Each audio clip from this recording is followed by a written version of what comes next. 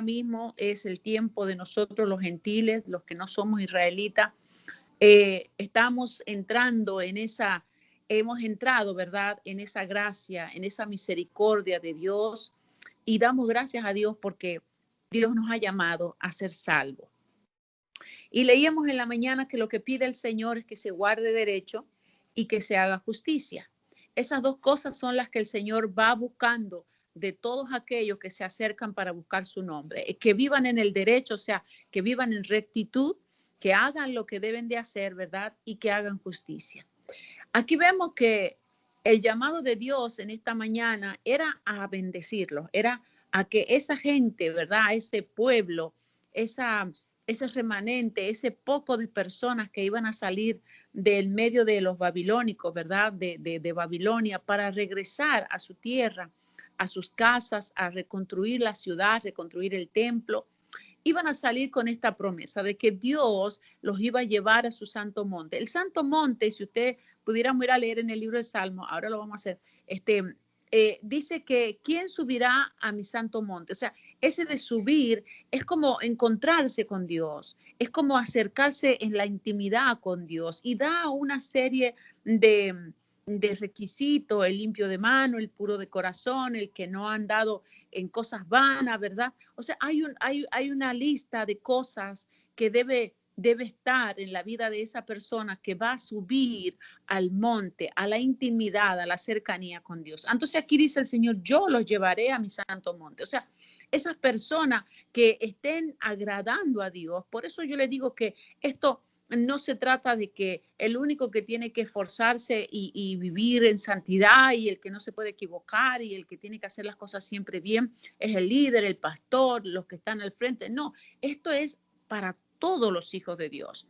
Dios cuando venga Cristo, no me va a preguntar qué lugar ocupabas tú en la iglesia. No, lo que Él viene a buscar son corazones arrepentidos, almas salvas por Él, por lo que Él hizo en la cruz del Calvario.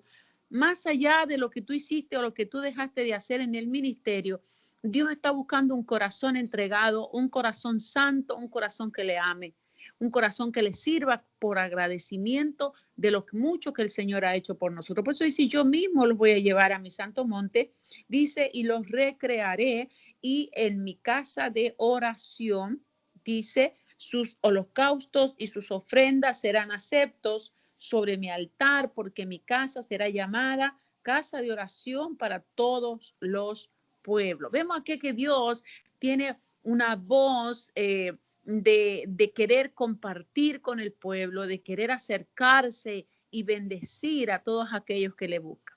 A diferencia del verso 9 para abajo, usted va a notar la diferencia del trato que da Dios, ¿verdad? En estas palabras por la boca del profeta. Y estos 4 versículos están dirigidos a los líderes, a los dirigentes de la nación, de los que estaban antes de que fueran al cautiverio y de los que venían del cautiverio. O sea que Dios quería verdaderamente un cambio.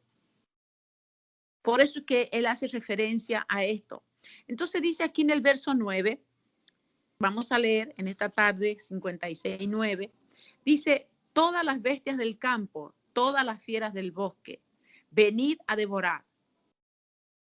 El 10 dice, sus atalayas son ciegos, todos ellos ignorantes, todos ellos perros mudos, no pueden ladrar, soñolientos, echados, aman el dormir. Y esos perros comilones son insaciables y los pastores mismos no saben entender. Todos ellos siguen sus propios caminos. Cada uno busca su propio provecho, cada uno por su lado. Venid, dicen, tomemos vino, embriaguémonos de sidra, y será el día de mañana como este o mucho más excelente. ¡Wow! Gloria a Dios. Palabras bien ásperas de la boca de Dios por el profeta a los pastores. Pero en este caso, cuando le hablaba a la nación, estaba tomando la figura, ¿verdad?, de la majada de oveja, del del grupo de ovejas que puede tener un pastor, ¿verdad? Y está trayendo, ¿verdad? Como una comparación de lo que pasa, ¿verdad? Cuando usted tiene un grupo de ovejas y usted la saca a pastar, la lleva al campo para que la oveja coma. Si nosotros nos tendríamos que ir a estudiar cómo era la vida de los pastores de ese tiempo, ¿verdad? Israel es como aquí, tiene tiempo donde hay calor, donde está la primavera, donde está el otoño y también hay un tiempo de invierno. Entonces en el tiempo de invierno no era lo mismo que en el tiempo de verano.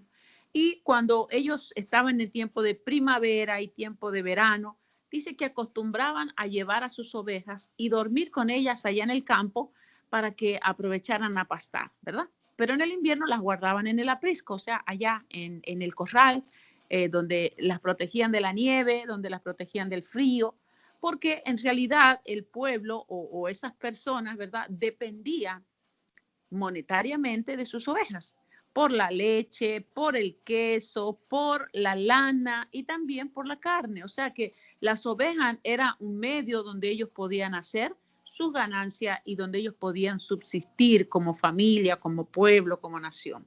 Por eso es que yo creo que el profeta usa, ¿verdad?, esta comparación para que la nación entendiera de lo que estaba hablando el Señor. Entonces, esta invitación a todas las bestias del campo y a todas las fieras del bosque, venid y a devorar, era porque cuando los pastores salían a pastar, ¿verdad? O llevaban a sus rebaños allá al campo, lo que se acostumbraba como costumbre era mantener un fuego encendido y alguien que estuviera avivando el fuego, porque en los campos hay fiera, ¿verdad? Hay animales rapaces que esperan la noche para atacar y devorar, para comer, ¿verdad? Y el resguardo o la seguridad del rebaño dependía de esos pastores que tenían que velar, que tenían que estar despiertos, que tenían que estar conscientes para que cuando vieran el peligro o vieran esa fiera, ese animal eh, rapaz, malo, que venía a llevarse las ovejas, ellos pudieran defender las ovejas. Lo vemos también en el relato que David le hace al rey Saúl, ¿verdad? Cuando viene el lobo, cuando viene el oso, cuando viene el león a quererse comer de unas de mis ovejas, David no estaba dormido ni estaba distraído, él estaba atento en el rebaño, por eso que podía defenderlas. La enseñanza que vamos a hablar ahora comienza a partir del 10, porque la invitación a las fieras era aquellos enemigos de Israel. Por eso es que dice que Dios lo entregó al pueblo bajo la servidumbre de Babilonia, porque en este caso, aunque el pueblo se hubiera apartado de él, del vivir o del cumplir los mandamientos, Dios hubiera esperado que hubiera líderes como sacerdotes, profetas, príncipes, que hicieran ofrenda delante de él, que hubiera una intercesión. Esto lo vamos a ver ahora en otro verso, pidiendo la misericordia de Dios para que el pueblo no sea llevado cautivo. Pero dice el Señor, busqué quien se pusiera entre mí y el pueblo y no hallé ninguno. Por eso es que el reproche viene a los atalayas. ¿Quiénes son los atalayas? Habíamos hablado que atalaya no es un nombre, sino más bien una posición, ¿verdad? Porque era el que estaba puesto más alto. El atalaya era aquel que se subía allá en la parte más alta de la ciudad o del pueblo, o en este caso podemos tomar como ejemplo el tiempo de los fuertes, ¿verdad? De cuando está en la historia de los indios, ¿verdad? Que había como una casita elevada con una escalerita y siempre había un soldado ahí arriba, era porque de allí se ve mejor, ¿verdad? Para saber cuándo viene el enemigo. Bueno, el que está ahí arriba, allí, era puesto en esa posición para vigilar, para que tenga cuidado, para que el que está descansando, para el que está quizás haciendo su actividad de casa de día, no sea sorprendido por el enemigo, sino que hubiera alguien quien alertara de que venía el enemigo, que venía el peligro y todo el mundo pudiera prepararse. Por eso es que habla acá, dice, porque sus atalayas son ciegos. Usted subiría a un lugar de vigilancia donde su vida, donde su familia, donde sus intereses dependerían de esa persona que está allá arriba, ¿usted subiría a una persona ciega? Claro que no, el último que dejaríamos subir allá arriba sería él, porque nosotros vamos a depender de la advertencia que él nos dé para escapar, para prepararnos o para al menos tener una arma a mano para defendernos, ¿verdad? Pero aquí dice el Señor, los que están ahí en esa posición de vigía, de vigilante, los atalayas, dice, son ciegos. Dice que todos ellos son ignorantes, o sea, no tienen conocimiento. No saben ni para qué están ahí, ni qué es lo que deben hacer. Además dice, todos ellos son perros mudos. Aquí la comparación a perros no es que está insultando a la gente, sino que los está poniendo, ¿verdad? Porque el pastor siempre acostumbran, hasta el día de hoy, los que cuidan ovejas o los que cuidan así sus animalitos en el campo, todo pastor tiene un perro, ¿verdad? Y ese perro es el que le ayuda al pastor a llevar junto el rebaño, a que ninguna se quede, a que ninguna se salga del redil. ¿Y qué usa el perro? Es el ladrido. Es cuando el perro ladra, ¿verdad? Sabemos que algo está pasando. Ellos te avisan por la forma de que ellos ladran. Pero esto dice que son perros mudos. ¿Cómo podría el perro alertar al pastor que venía un animal feroz, que venía el enemigo, si no puede ladrar? Es imposible. Dice, son perros mudos que no pueden ladrar, soñolientos, o sea, estaban medio dormidos, no sabían ni lo que pasa. Usted se da cuenta cuando una persona está así, que está medio dormido, medio despierto, no puede actuar con rapidez, no tiene ligereza en nada porque no sabe si está despierto o está dormido. Dice además, echados, aman el dormir. En el verso 11 dice, y esos perros comilones son insaciables. Y los pastores mismos no saben entender. Todos ellos siguen su propio camino, cada uno busca su propio provecho, cada uno por su lado. ¿A quienes les estaba hablando en esta alegoría, en esta comparación? Dice la palabra de Dios que estaba dirigiéndose a los sacerdotes, a los profetas y a los príncipes. Estos tres eran los que estaban al frente del pueblo. Y vamos a ir al libro de Jeremías, el libro que continúa a Isaías, Jeremías capítulo 12, verso 9. Jeremías también hace alusión a esta palabra, capítulo 12 y versículo 9.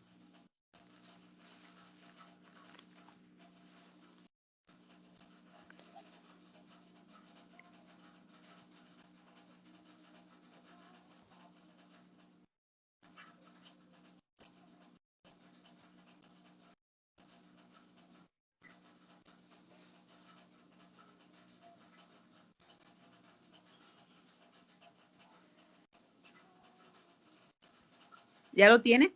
Dice, es mi heredad para mí como ave de rapiña de muchos colores. No están contra ella aves de rapiñas en derredor. Venid, reuníos vosotras todas las fieras del campo, venid a devorarla. Está hablando acerca de la exposición, o sea, de la inseguridad o del descuido que tenía la nación por causa de que estos sacerdotes, los príncipes y también los profetas no estaban cumpliendo con la tarea que Dios les había encomendado. La nación toda se fue detrás de lo malo, de lo abominable, de lo que producía ira al corazón de Dios por causa de que los que debían estar vigilando, primeramente en el vivir ellos personalmente la palabra de Dios, dándole el ejemplo al pueblo de cómo debía cumplirse los mandamientos de Dios, ellos primero se desviaron y luego el pueblo lo siguió. Y vemos aquí que el Señor les está reprochando duramente que el pueblo, que la nación completa se haya desviado de el vivir para Dios por causa de que ellos no estaban cumpliendo esa tarea que Dios les había dado, que era estar encima, estar vigilante y estar atentos para poder advertir al pueblo de cualquier peligro que se esté avecinando. Esto de estar arriba, en el caso de la nación, ¿verdad? Y de alertar, ¿verdad? No era solamente mirar las naciones que le rodeaban, no era el hecho de que vendría gente de afuera y venía y los invadía y los mataba, no, porque estaban protegidos por Dios. Acuérdense que la nación estaba en las manos de Dios. ¿Sabe de qué vigilancia está hablando aquí el Señor?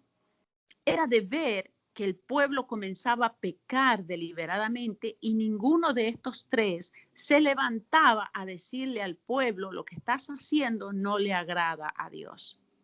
Era de la vigilancia espiritual, porque el sacerdote era aquel que se presentaba delante de Dios. El sacerdote era el que tenía el conocimiento de la ley, de lo que Dios dice que sí y de lo que Dios dice que no.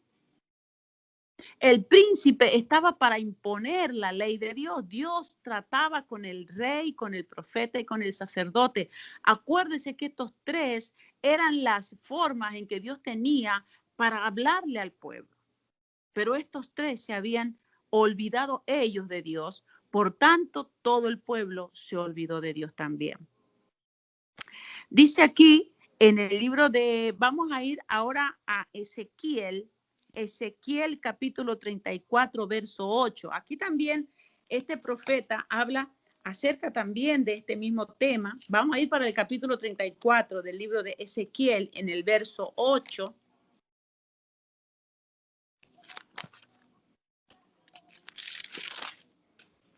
¿Por qué Dios se refiere tan duramente a los líderes? Porque Dios los había puesto a ellos como cabeza para que le advirtieran al pueblo cuando el pueblo se estaba desviando. Mire lo que dice.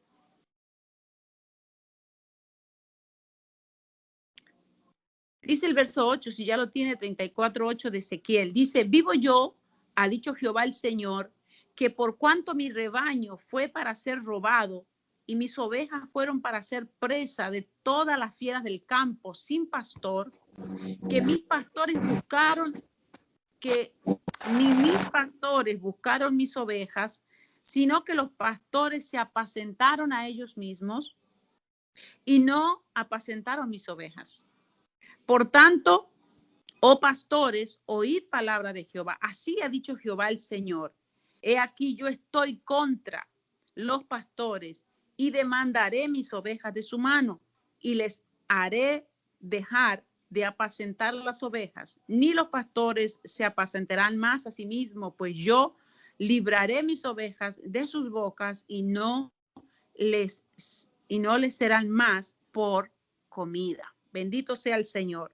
Dios estaba reprochándole a los líderes la falta que ellos tuvieron hacia el pueblo.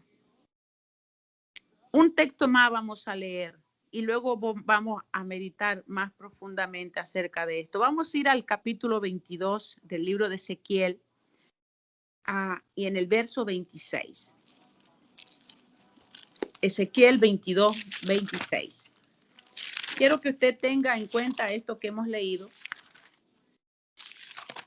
porque Dios quiere que en esta tarde nosotros, ¿verdad?, meditemos acerca de esto y tengamos en cuenta lo que Dios nos está hablando en este día. Capítulo 22, verso 26, si ya lo tiene, dice: aquí está siendo puntual hacia las personas que yo le dije, el sacerdote, el profeta y el príncipe. Dice, su sacerdote está hablando de los pecados de Jerusalén. Mire, en el capítulo 22, cuando comienza, Ezequiel está hablando de los pecados de Jerusalén. Dice, sus sacerdotes violaron mi ley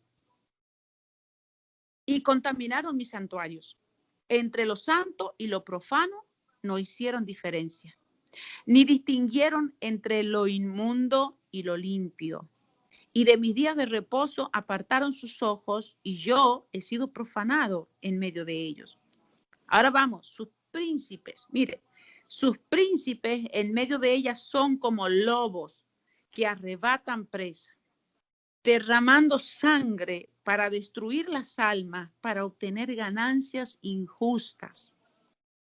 Ahora vamos al tercero, sus profetas. Recubrían con lodo suelto, profetizándoles vanidad y adivinándoles mentiras, diciendo, así ha dicho Jehová, el Señor, y Jehová no había hablado. El pueblo, ahora vamos a ver, el pueblo de la tierra usaba de opresión y cometía robo, el afligido y el menesteroso hacía violencia, al afligido y al menesteroso hacía violencia, y al extranjero oprimía sin derecho. Así estaba la nación de Israel, por eso es que vino el ajuste que Dios tuvo que tener con ellos desde los príncipes, los reyes y los profetas, porque el martes estábamos hablando, el hermano Rudy estaba predicando acerca de una historia, ¿verdad? Donde estaba un rey, que era el rey de Israel, de las tribus del norte, y él andaba con sus profetas. Por eso Eliseo le dice, ve y pídele que te profeticen tus profetas. Porque ellos no querían escuchar al verdadero profeta de Dios, sino que se armaban de un grupo de profetas que le profetizaban mentiras, que le decían, no te preocupes que tú estás bien, Dios está contigo, ve con ellos. ¿Qué pasó? En medio del desierto, días sin tomar agua, tuvieron que recurrir al verdadero profeta.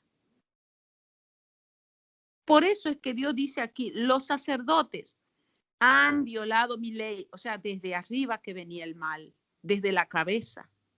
Porque acuérdese que Dios cuando dice en el Salmo, que dice que la bendición de Dios desciende por la cabeza de Aarón, y desciende por las barbas y por las vestiduras. O sea, el sacerdote en este caso, la vida del pueblo de Israel, el sacerdote era un personaje, era un escogido de Dios o una parte sumamente importante para el pueblo. Pero si el sacerdote, que era en ese caso el que oía la voz de Dios y venía y transmitía el mensaje al pueblo, estaba haciendo mal, estaba violando, estaba faltando a la ley, y dice que había contaminado el lugar santo, dice, ha contaminado mi santuario. O sea que lo que él estaba sirviendo, lo que él estaba haciendo, los sacrificios que él ofrecía, la ofrenda que él presentaba, todo estaba contaminada. ¿Por qué? Porque él estaba contaminado.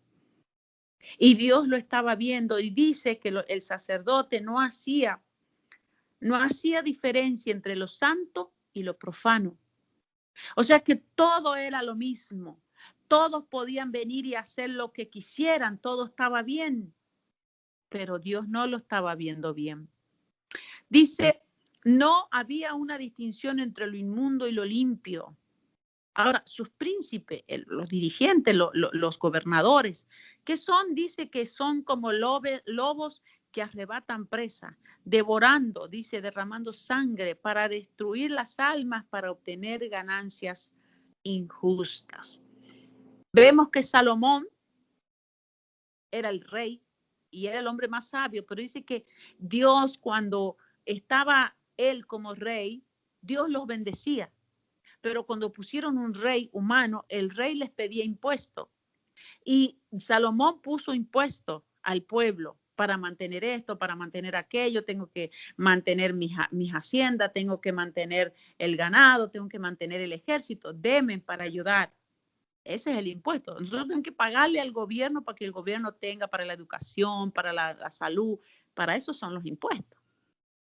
Pero dice Dios aquí que esta gente estaba agarrando cosas injustas, estaba derramando sangre. Tú no pagaste, te matamos, te ponemos en la cárcel, te vamos a quitar los hijos, te vamos a arrebatar el ganado, te vamos a arrebatar la tierra porque tú no estás pagando los impuestos. Estaban siendo injustos. No estaban mirando la ley de Dios, de la misericordia. Dios dice, no quiero sacrificio, quiero misericordia. Haz misericordia con el pobre. Dios había dejado leyes tan marcadas en medio de Israel y ellos no estaban observando ninguna de esas. Ahora, los profetas, aquí está, ¿verdad? La razón por la cual era perseguido Isaías, Ezequiel y Jeremías. Estos profetas que vamos a seguir leyendo en adelante, no le fue fácil ser profeta en ese tiempo como ahora. El ser un verdadero profeta tampoco te va fácil, tampoco nadie te quiere. ¿Por qué? Porque el profeta verdadero tiene que hablar lo que viene de la boca de Dios. Y cuando Dios dice que no, el profeta tiene que decir que no. Y cuando Dios dice que viene juicio, el profeta tiene que decir viene juicio por causa del pecado. Y a la gente no le gusta escuchar, no le gusta escuchar que lo que está haciendo está mal. Entonces dice, este hombre no es de Dios, porque todo el mundo me predice bueno, todo el mundo dice que me va a ir bien y este dice que me va a ir de mal. Entonces este debe ser el mentiroso, porque si todos los otros dicen una cosa y este dice lo contrario, examinemos, hermano. No todo aquel que viene a decirme, ve que Dios está contigo, muchas veces lo hacen por conveniencia, muchas veces lo hacen guiados de Satanás para hacerte caer, para hacerte errar el camino. La gente que depende que le anden profetizando es una gente que siempre cae, que siempre está en derrota. ¿Por qué? Porque no crea la profecía mayor que es la palabra de Dios. Dios puede darte una palabra. Dios puede hablarte. Yo creo en la profecía. Dios es un Dios que se adelanta a los hechos. Siempre lo ha hecho. Pero no siempre Dios te va a estar profetizando. Tú no puedes andar dependiendo de que alguien te diga una palabra en el nombre de Dios. Es mejor ir tú a la presencia de Dios y preguntarle tú, porque el espíritu que está en el profeta es el mismo que está en ti y Dios puede dirigirte a ti por medio de la oración.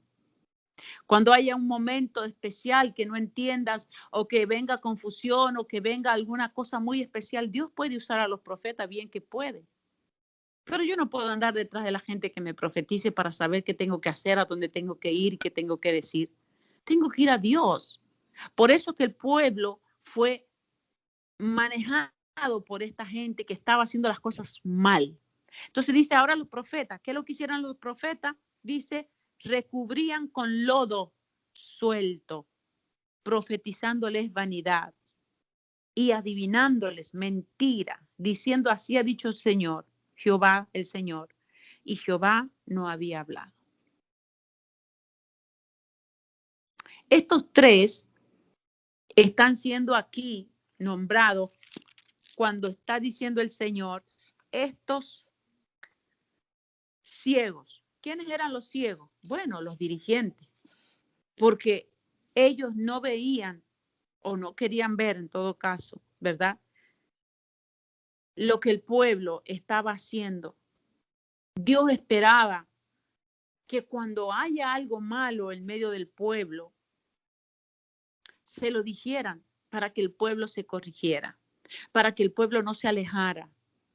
No que vayan y le palmen la espalda diciendo, no te preocupes, esto no se va a saber. O no, no te preocupes, Dios te va a perdonar. No, que había que actuar en corrección, había que actuar en, en, en pro de Dios, en pro de las cosas de Dios. Dios muchas veces es avergonzado por la falta de acción de los líderes. Si nosotros como líderes no reprendemos el pecado, el pueblo se va a desviar, el pueblo va a perecer. Pero Dios un día le va a reclamar a los líderes dónde está su pueblo. Así está diciendo el Señor en esta tarde. Yo creo que en este tiempo nosotros como pueblo de Dios tenemos que aprender a recibir la palabra que viene de parte de Dios. Y muchas veces la palabra que viene de parte de Dios, ¿verdad? No es fácil de digerirla, hermano. Ay, Dios mío. Muchas veces la palabra viene áspera, viene a limarnos, viene a confrontarnos. Mira, estás haciendo mal esto. Y nos vamos contra el pastor. No, seguro que alguien le contó lo que yo estoy pasando, por eso es que el pastor está predicando eso. Y nos volvemos y nos enojamos contra el pastor. Hermano, es Dios quien te está queriendo corregir. El verdadero siervo de Dios no anda eligiendo las palabras para hablar. Habla la palabra que Dios le pone en el corazón y que le hace entender que esa palabra es para ese momento y para ese lugar. Y nosotros como pueblo de Dios tenemos que aprender a oír a Dios. Acuérdese lo que leíamos ayer, que la palabra de Dios es como la nieve, como la lluvia que viene enviada por Dios para hacer algo en usted y en mí. Si nosotros desechamos, yo siempre tomo esta comparación que dice, cuando viene una palabra muy áspera, empezamos a acordarnos, no, este tiene que ser para el hermano fulano de tal. Y la dejamos pasar para atrás, nunca es para mí. Entonces la palabra sale yéndose por la puerta para afuera porque para nadie es. Pero qué actitud diferente sería, wow, Señor, gracias, gracias, gracias por tu palabra. Gracias por tu exhortación. Gracias por tu reprensión. Gracias por tu corrección, Señor, porque verdaderamente en la corrección es que se nos demuestra el amor. El Señor compara, dice que el padre que ama verdaderamente a su hijo es aquel que lo reprende. El papá que no corrige a su hijo es porque no lo ama. Pero hoy el mundo ve que acá dice que a lo malo le llaman bueno y a lo bueno le llaman malo. El papá que corrige es el papá cruel. El papá que le prohíbe las cosas malas a los hijos es un papá que lo abusa, que lo estropea, que lo maltrata. El papá que corrige a sus hijos porque su papá ama a su hijo y no quiere verlo perdido, no quiere verlo practicando cosas que le van a traer mal. El pastor que ama a sus ovejas es aquel que muchas veces le da con la vara a la oveja porque se sale del redil. Dice que había una práctica y que hay una práctica porque esto del pastorado en lo literal, ¿verdad? De cuidar animales que se llaman ovejas. Dice que cuando hay una que se quiere salir constantemente del redil, el pastor lo que hace es que le quiebra una patita para que se vea impedida y aunque va lento, pero ella se mantiene con el redil. ¿Por qué le quebraba la pata el pastor? Por desobediente, porque se iba fuera, se iba fuera. Y cuando la oveja se sale fuera del redil, déjeme darle una característica de las ovejas. Dice que la oveja es un animal súper indefenso. La oveja es un animal que es medio ciego, no ve bien. Por tanto, por eso que tiene un buen oído. Por eso que al que va adelante, a la oveja o al carnero, a lo que pongan adelante, le ponen una campanita, no sé si usted ha visto, y eso le llaman cencerro. Una campanita que suena duro, duro, que cuando el animalito que va adelante se mueve, ese tin, tin, tin, tin, tin, tin. Entonces las ovejas siguen el ruido de la campana porque ellos no ven bien. La oveja tiene un cuerpo hasta muy veces muy desarrollado para las patitas que tiene. Entonces no le hace fácil tener velocidad para correr. La oveja no es un animal veloz. La oveja no tiene garras, tiene unas patitas que son como pezuñas, ¿verdad? Bien pequeñitas. ¿Qué otra cosa indefensa? La lana que les crece, ¿verdad? Lo que le crece a la lana, a la oveja, se le engancha en las espinas y ahí quedan, porque no pueden jalar, no tienen fuerza para salirse del medio de los espinos. ¿Qué otra característica tiene la oveja? Que no se orienta bien, por eso necesita el ruidito, para seguir a alguien. La oveja, si se queda sola, se pierde. Es presa fácil del depredador, del animal que lo encuentre por ahí, la mata y se la come. ¿Ve por qué Dios nos ha comparado como ovejas? Porque nosotros necesitamos la guía. Nosotros no podemos andar solos en el mundo y decir, yo soy un hijo de Dios, yo soy un creyente. No, tú tienes que pertenecer a un redil. Y la tarea del pastor es guiarte. Por eso es que en esta tarde quiero hablar acerca de la tarea del pastor. El buen pastor es Jesucristo. Él dijo, el buen pastor da su vida por las ovejas. O sea, en la figura de David. David no dejaba que ni el león, ni que el lobo, ni que el oso se arrebatara ninguna de sus ovejas, sino que él peleaba y se las arrebataba de su boca y las salvaba. El pastor es aquel, el buen pastor es Jesús, pero él ha dejado hombres y mujeres a cargo de este rebaño que somos nosotros, o sea, la iglesia del Señor. Dios la compara con un rebaño, con ovejas. Y dice, lo primero que dice el Señor: mis ovejas, las que son de su redil, oyen mi voz y me siguen. Entonces la voz del pastor, ¿verdad?, tiene que ser la voz de Jesús. ¿Y cómo podemos darnos cuenta cuando la voz del pastor terrenal que tenemos aquí, por en este caso mi esposo, el pastor Esteban Daniel Luna, tiene que tener la voz de Jesús? ¿Y cuál es la voz de Jesús si nunca lo escuchamos hablar? Es porque hable la palabra. Esta es la voz de Jesús. Si hay un pastor que te habla de cualquier cosa y menos te habla la palabra, pues no está hablando la voz de Jesús. El pastor tiene que hablar lo que dice la Escritura. La Escritura es la voz de Dios, es la voz de Jesús. Y cuando tú oigas la palabra, la esencia de la palabra de Dios, la revelación del Espíritu Santo, en ese momento cuando el pastor es usado por la mano de Dios y toma una palabra y comienza a romper esa palabra y a traer revelación, eso es Dios hablándonos, es Dios guiándonos. ¿Qué tenemos que hacer nosotros como ovejas? Es prestarle el oído a esa voz, no a los que te vengan a sacar del redil. Esto es lo que estaba pidiendo el Señor, que ese sacerdote, que ese príncipe y que ese profeta sea la fiel voz de Dios para que Israel hubiera caminado detrás de Dios. Pero si los que están al frente se desvían hablando lo que no es la palabra de Dios, no hablando la verdad, usted va a ir detrás de la voz del hombre y la voz del hombre la va a confundir, la voz del hombre lo va a desviar de la voluntad de Dios. Por eso es tan importante que nosotros como pueblo de Dios tengamos conocimientos de la palabra de Dios. Esto que estamos haciendo todos los días, tomar tiempo para oírlo a Dios. Y yo sé que después que usted termina este momento, el Espíritu Santo le trae un poquito más, o usted lo puede comparar con otra situación o con otra palabra, y eso va uniendo usted y va haciendo, ¿verdad?, como una red que lo va protegiendo de aquellos mentirosos, de aquellos falsos profetas. La Biblia dice que en este tiempo se levantarían falsos profetas y falsos maestros. Dos cosas, dos partes muy importantes de la iglesia, los profetas y los maestros.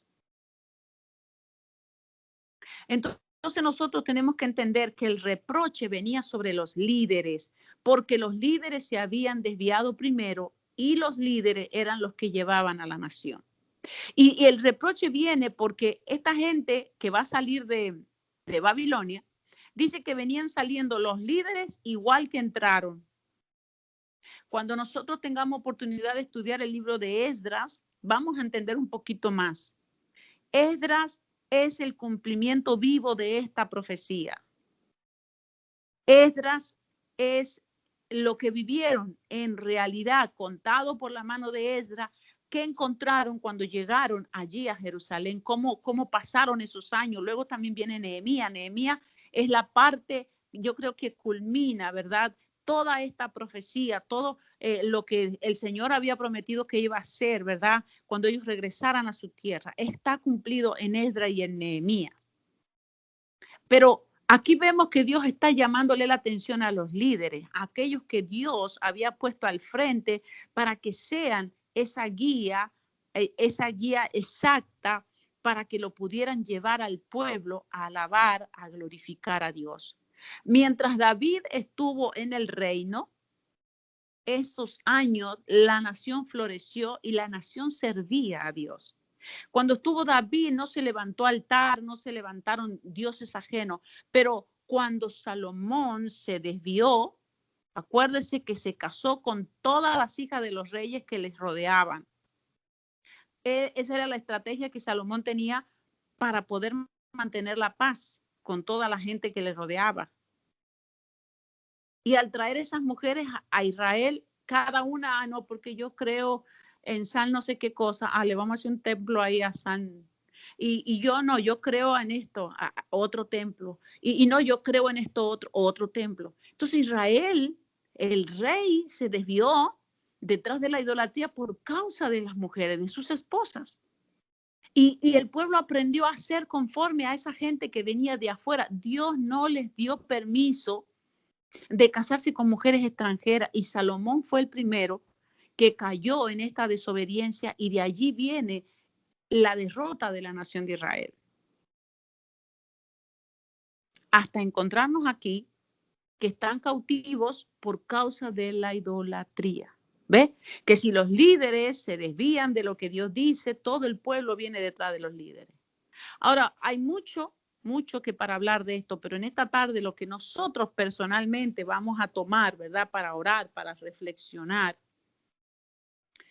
entender cuál es la tarea que Dios ha puesto en el líder. Yo sé que todos ustedes que me están escuchando en esta tarde, todos anhelamos servirle al Señor. Todos anhelamos. Y todos empezamos así, sentándonos primero para ser enseñados. Y cuando Dios nos dé la oportunidad, nos da la oportunidad de poder liderar algo, aprenda esto. Usted tiene que ser la voz de Dios. Usted no puede hablar lo que usted quiera. Usted no puede hacer lo que usted quiera. Usted tiene que hacer lo que Dios dice que tenemos que hacer. ¿Por qué? Porque hay alguien o alguienes o muchos que lo están siguiendo, que lo están mirando, que lo están oyendo. Y lo más grande de esto, que como dice allí, vamos a ir al último texto que vamos a leer ahora en Primera de Timoteo. Déjenme mirar bien porque mis lentes no me ayudan muy bien. Primera de Timoteo, capítulo 16. Vamos a ver. Verso 17. No sé si es 16 o 6, pero déjenme corroborar. Como líderes, cae sobre nosotros una gran responsabilidad. Porque dice el Señor que un día Él pedirá cuenta. Él pedirá cuenta de todo lo que nosotros hayamos hecho para Él. No es el texto que yo quería compartir.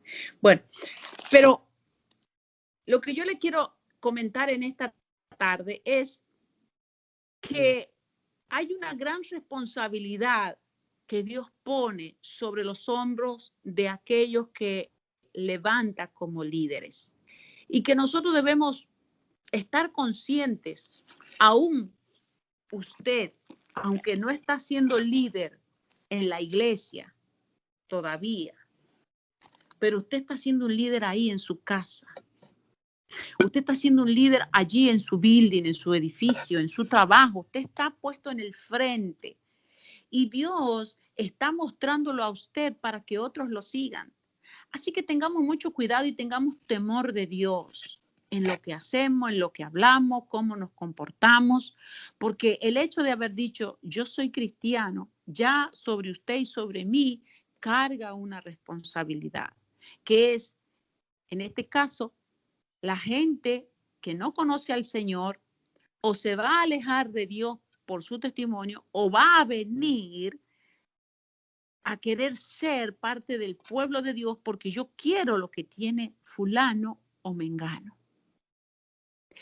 En su casa, sus hijos que usted los trae al templo, que usted los trae, que quiere que le sirvan al Señor, bueno, depende de su testimonio que sus hijos amen a Dios y busquen a Dios porque lo verán a usted, lo oirán a usted y usted tiene que ser la voz de Dios en su casa. Usted tiene que ser la voz de Dios entre sus hermanos. Usted tiene que ser la voz de Dios, así como le pedía a Dios a estos líderes que sean la voz de Dios. ¿Para qué? Primero, para que usted viva lo que está diciendo y para que tenga autoridad de corregir aquello que está deficiente. Porque yo no puedo ir a corregir a nadie si yo primeramente no me corregí. Yo no puedo ir a decirle, mira, tú estás haciendo eso que está mal y me tengan que devolver, pero tú lo estás haciendo igual. La falta de testimonio nos quita la autoridad. Entonces, si los líderes estamos viviendo mal, inevitablemente vamos a tener que dejar que la congregación viva mal. ¿Por qué? Porque no tenemos autoridad para ir a decirle, mira, tienes que corregirte en esto porque la Biblia dice esto, esto y esto. Y ellos me van a decir, pero mejor primero corríjase usted porque usted está haciendo lo mismo. Entonces, este pueblo se desvió porque los líderes no estaban ocupando el lugar que Dios quería que ocuparan. Y viene con este reproche el Señor a decir, se han vuelto dormilones, se han vuelto comilones, están abusando de mi pueblo y en eso es que cae todo lo demás. Cuando un pastor no cumple con su tarea, ¿verdad? De enseñar, de adoctrinar al pueblo de Dios, la iglesia se desbanda, la iglesia va a practicar lo que quiera, total, vamos el domingo y cantamos y saltamos y cantamos corito y nos vamos para la casa. Cuando viene Cristo, toda la iglesia se quedó desde el pastor para abajo. Así que esto es un llamado que Dios nos hace a revisarnos a todos, desde el pastor para abajo, a meditar y a contemplar qué es lo que estoy haciendo. Primero yo con mi vida, con mi salvación. ¿Qué estoy haciendo con mi familia? ¿La estoy guiando, la estoy llevando a Dios o la estoy separando de Dios? Con la comunidad que me está mirando, porque inevitablemente decimos que somos cristianos y todos los ojos se vuelven a ver qué hacemos y qué dejamos de hacer. Entonces, un día Dios nos llamará cuentas, como un día los llama cuenta a los líderes, ¿dónde está la nación que te di? ¿Dónde está el pueblo? ¿Dónde está mi nación? Dice, está presa de aves de rapiña. Cuando yo la puse en tus manos, yo te la di para que tú la guiaras, la hermosearas, porque para eso Dios nos da. Si Dios le da una familia a usted, no es para que usted la maltrate, no es para que usted gritonee y maltrate y golpee, insulte. No, Dios la dio para que usted la hermosee. Que cada vez que Dios mire su familia, wow, esos hijos están llenos de paz, llenos de alegría, aunque muchas veces por ahí tenemos que corregirlo y darle duro, ¿verdad? Porque se portan mal, no están obedeciendo, tienen un buen testimonio, pero hacen las cosas, pues hay que corregirlo, aunque los veamos llorar y los veamos un poco ahí triste, pero sabemos que esa tristeza se va a volver en gozo porque ellos van a entender que hay una necesidad que tenemos nosotros como papá de corregirlos.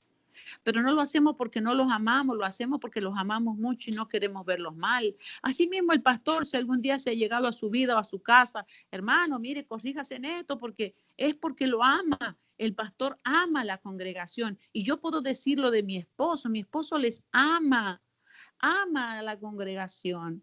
Y por ahí él es el que más ora al Señor diciendo, ayúdale a cambiar, porque no quisiera yo ir a decirle, mira, estás haciendo esto, pero hay momentos que tenemos que llegar porque la gente se vuelve dura de corazón y tenemos que decirle, mira, la Biblia dice esto, no lo estás haciendo bien. Pero no lo hacemos porque queremos ser metiche ni porque queremos caerle mal, sino porque lo amamos y queremos que cuando Cristo venga, usted también se vaya. Yo me quiero ir con el Señor, por tanto, cuando mi esposo me tiene que jalar las orejas, por ahí me lo hace. No importa que yo me enoje, no importa que yo me ponga mal, no importa, Él me da la palabra y yo la recibo con todo el amor y con toda la paciencia de Dios, porque yo digo, es que Él me ama, no me quiere ver que yo me pierda. Entonces, esta debe ser la actitud que usted debe buscar. No debe buscar gente que le palmee la espalda, que le consienta su pecado por una ofrenda que usted pueda dar. Esos no son verdaderos pastores.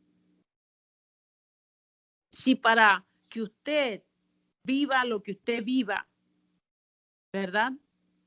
Mal, para eso quédese en el mundo. No venga a la iglesia, no se quede en Cristo porque tiene que haber un cambio, tiene que haber una diferencia entre lo que era y lo que soy. Si no, estamos viviendo igual. Entonces, si usted ve a alguien que lidera, que le diga, mira, estás haciendo esto mal, o si a su hijo lo llaman y le dicen, mira, esto que tú estás haciendo no está bien, tienes que corregirte en esto, la Biblia dice esto, no se ofenda con el pastor. Entienda que sobre nosotros hay una gran responsabilidad, que hoy usted se puede enojar con nosotros, y qué tristeza, ¿verdad? Muchos se van de la iglesia porque el pastor les llama la atención, yo lo he visto también. Muchos hablan mal de los pastores y los critican porque les exhortaron o les corrigieron algo. Pero sabe, yo prefiero que usted se enoje conmigo a que Dios se enoje conmigo. Porque yo sé que si usted se enoja conmigo, bueno, Dios puede tocarlo y Dios lo puede salvar. Pero si yo consiento su pecado y yo no le advierto, mira, hermana, hermano, cambie, eso no está bien, usted tiene que mejorar, usted tiene que salir de eso. El día que yo llegue a la presencia de Dios y usted se pierda, Dios va a decir, la sangre de ese está sobre ti porque lo viste hacer lo malo y no lo corregiste. Esto es lo que pasó en Israel. El sacerdote y el otro veían que el pueblo se estaba yendo detrás de cosas vanas, de cosas mentirosas. Es más, ellos mismos le decían, los profetas les profetizaban vanidades y mentiras y nunca corrigieron. La corrección es parte del amor. Si no te aman, no te corrigen. Si te corrigen es porque te aman. Si te hacen ver tu error, no es porque te quieran criticar, no. La persona que se llegue a ti en humildad, en amor, a decirte, mira, esto lo que estás haciendo no está bien, esa persona es la que verdaderamente te ama.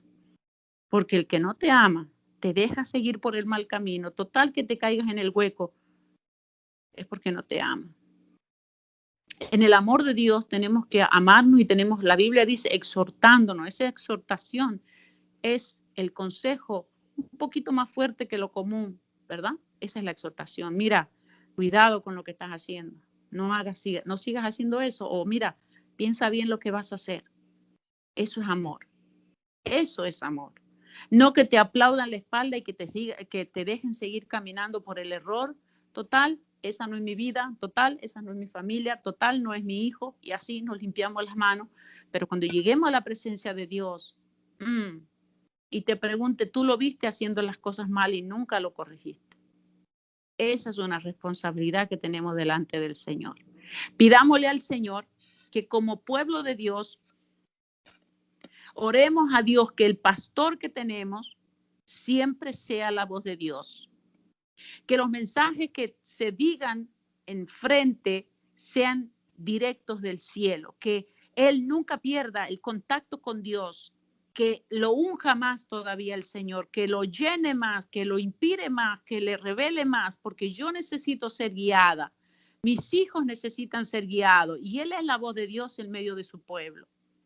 Y nosotros como pueblo no seamos desobedientes. Si algo viene de parte de Dios, si una palabra de exhortación viene a tu vida por la boca del pastor, no critiques al pastor, no te vuelvas contra el pastor, mejor examínate en la presencia de Dios. Y si hay que arrepentirse, pues nos arrepintamos, pidámosle perdón al Señor y cambiemos nuestra forma de vivir con la ayuda del Espíritu Santo para que el día que venga Cristo, pues todos nos vamos, todos seamos arrebatados y todos podamos gozar esa eternidad con el Señor. Al final de cuentas, esto es la razón por la cual usted y yo hemos dejado ese mundo. Usted y yo nos levantamos temprano y oramos. Y estamos a esta hora, oramos. Pero porque queremos irnos con el Señor. Entonces, si viene una palabra, muchos oramos, Señor, corrígeme. Señor, avísame, háblame. Y cuando viene la palabra, no, es que alguien le contó mi problema al pastor y por eso que el pastor está hablando de eso, es que ¿qué se cree el pastor? Y nos agarramos contra el pastor, pero si le estamos orando allí en el cuarto, en la sala, ahí en la intimidad, Señor, ayúdame a crecer, Señor, háblame. Y cuando viene la palabra, la desechamos. Seamos sabios, hermano, y seamos como esas ovejas que se dejan pastorear, esas ovejas que son sensibles a la voz de Dios y que aman al Señor, que buscan de Dios con el corazón y que nosotros le hagamos las cosas fáciles al pastor en un sentido no mal interpretado, no mal interpretado, sino que el pastor no se queje delante de Dios por nosotros diciendo, Señor, esta gente no entiende, mira que le hablo, mira que estoy haciendo esto, pero no entienden, no cambian, no mejoran, sino que pueda ir el pastor con un corazón alegre, a decirle, gracias Señor por esta iglesia, Señor, mire que me alegra el corazón ver que quieren servirte, que quieren buscarte, que nada más les doy la palabra que tú me das y ellos son rápidos en obedecer. Quiera Dios que usted me entienda en esta tarde, mi amado, mi amada hermana. Porque entonces nos retrasamos en el camino del Señor. Si no somos obedientes, Dios tiene que tomar su tiempo con nosotros. Y quizás muchas de las bendiciones que Dios ya tiene ya preparadas para nosotros no pueden llegar porque no estamos preparados. Tenemos que ser corregidos, tenemos que ser limpiados, tenemos que ser purificados. Y de la única manera que el Señor nos va a purificar es por su palabra. Por tanto, si usted no acepta la palabra que viene de parte de Dios, en la boca del pastor, en la boca del hermano o de la hermana que predica, usted retrasa la obra de Dios y retrasa su vida, su familia, porque hasta que no arranque con eso, Dios no puede seguir con lo otro. Entonces yo creo que como rebaño de Dios en este tiempo no podemos justificarnos, no, yo vivo mal porque el pastor, porque la pastora, porque el líder ha hecho esto, mira, este está viviendo así. Miren, no nos justifiquemos detrás de esas cosas. Los hombres son hombres y caen y pueden equivocarse. Pero miremos a Dios, pongamos nuestros ojos en Dios, pero también recibamos el liderazgo que Dios pone delante de nosotros, que nosotros vemos frutos dignos de arrepentimiento en esa persona. No todos son malos, no todos se han descarriado, no todos están detrás de lo malo. No, no, no. Hay mucha gente que ama a Dios y que está viviendo para Dios y que son un ejemplo en medio de nosotros. Pues sigamos los pasos de esas personas. Miremos a aquellos que sí aman a Dios, a aquellos que sí buscan de Dios y no busquemos excusas para decir como aquel hace lo malo, yo también lo hago. Tengamos en cuenta que Dios nos está mirando a todos y que Dios un día a todos nos pedirá cuenta. Así que en esta tarde oramos en el nombre del Padre, del Hijo, del Espíritu Santo. Le doy gracias a Dios por este tiempo que me he podido tomar con usted. Quiero decirle, hermano querido, que cuando nosotros hacemos algo en medio de la congregación, al menos yo hablo por mí y por mi esposo, nunca lo hemos hecho con interés alguno. No queremos su dinero, no queremos nada de usted, solo queremos que su alma llegue a la presencia de Dios, que cuando le toque partir de esta tierra, usted se encuentre con Dios. Y que cuando nosotros tengamos que dar cuenta en la presencia del Señor, podamos decir, Señor, aquí están los que tú nos diste. Mira, Señor, no se ha perdido ni uno. Y si alguno se perdió, no es por mi negligencia, Señor, no es porque no le hablé, no es porque no lo amé, no es porque no oré por él, sino porque no quiso escucharte. Ese es mi corazón y ese es el corazón de mi esposo. Yo sé que hablo por él porque la que lo ve llorar por usted soy yo. La que lo ve clamar por cada uno de sus familias soy yo. Y yo sé que ese varón que usted tiene delante ama a la congregación. Y que verdaderamente si tuviera posible dar lo último que tiene, se lo daría a usted. Y muchas veces no se lo valora, no se lo pone. Y él, yo sé que él no está buscando que nadie le reconozca nada porque le servimos al Señor. Pero ame a su pastor, ore por su pastor. Y si en algún momento ve que nuestra vida, mi vida o la vida de su pastor se está desviando en alguna cosa que la palabra de Dios dice que no, y nosotros estamos diciendo que sí, su obligación es llamarnos aparte y decir, mire pastor, mira pastora, la Biblia dice esto y tú estás haciendo esto. Porque somos seres humanos y nos podemos equivocar. Pero nuestro mejor anhelo es agradar a Dios. Y nuestro mejor anhelo es que usted también aprenda a agradarle a Dios. Oramos en esta tarde en el nombre de Jesús. Bendito sea tu nombre, amado Dios. Te damos gracias, bendito Rey del cielo, por esta tarde, por este momento. Gracias por tu palabra, Señor. Gracias porque nos has hecho entender, Señor amado, el valor tan grande que tiene una alma para ti, Señor. Y te doy gracias porque tenemos claro, Señor amado, que no es nuestra iglesia, que no es, Señor amado, nuestro lugar, es tu iglesia. Es la que tú ganaste en la cruz del Calvario, Señor. Y que nos permite, Señor amado, nos has dado este privilegio de pastorear. Y yo te doy gracias por esta tarde, Señor. Te doy gracias por cada corazón, por cada uno de los que me ha estado escuchando en esta tarde. Y permite, Señor, que su corazón sea alcanzado con esta palabra. Que no haya sido yo la que habla, Señor, sino tú, Señor, expresando el deseo que tú tienes en tu corazón de acercarte a ellos y de vivir entre ellos, como dice tu palabra. Y ellos serán mi pueblo y yo seré su Dios. Porque ellos son templo de tu Espíritu Santo, como yo soy templo de tu Espíritu Santo. Y podemos escuchar tu voz, Señor, Ayúdanos, Señor. Ayúdanos a escuchar siempre tu voz. Permítenos, Señor amado, seguirte. Permítenos, Señor amado, tener nuestro oído y nuestro corazón, Señor amado, dispuesto para escucharte y para seguirte. En el nombre de Jesús bendigo, Señor, esta congregación. La bendigo en tu nombre, Padre mío, y te ruego que esta tarde esta palabra sea prosperada, sea mandada de parte de Dios para el corazón de cada uno, Señor amado, y tú hagas con ella lo que tú, Señor, deseas hacer con cada uno. Prepáralos. Señor, prepáralos para que te sirvan. Señor, que estos días en escuchar tu palabra, ellos puedan guardar en su corazón para el día en que ellos tengan que servirte. Permítenos, Señor, ser un buen ejemplo. En el nombre de Jesús, los bendigo en esta tarde y ruego que tú les bendigas a sus familias, que bendigas mi familia, bendice mis hijas, bendice mis hijos, Padre, bendice la vida de mi esposo allí en ese lugar de trabajo. Padre, yo ruego que tú prosperes la mano, el trabajo de cada mano que en esta tarde están allí en sus trabajos y oyen esta palabra, que tú les guardes y les libres de todo mal y que les lleves con bien a sus hogares en el nombre de Jesús. Amén y amén. Gloria a Dios. Damos gracias a Dios por esta tarde, mis amados. Dios me los bendiga ricamente y si Dios quiere, pues nos volveremos a encontrar en el grupo de oración el día lunes a las 6 de la mañana para continuar con la lectura del libro de Isaías. Y si pues la temperatura lo permite, mañana será el culto. Vamos a estar pendientes, ¿verdad? Porque no quisiéramos exponer a los hermanos que tienen que tomar bus